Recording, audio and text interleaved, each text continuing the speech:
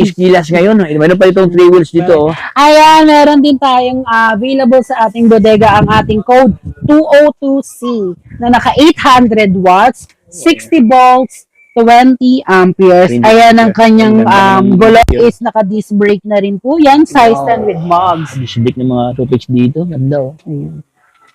At ang kanyang mukha, no, pinalapad na din talaga. Oo, pinalapad siya. So, ayan, ang kanyang side mirror is meron na rin po yung signal light. Maling malapad ang mukha, wag lang makapal. Oo, wag lang Ganun ba yun?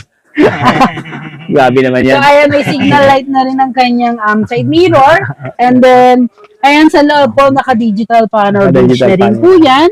At ayan, meron na rin po yung closed compartment sa likuran. At may trapal na rin po ang May trapal. ating code 202C. Oh, ayan oh. Ganda. Ganda kanyang ilaw, ma'am Kari. Ano, no?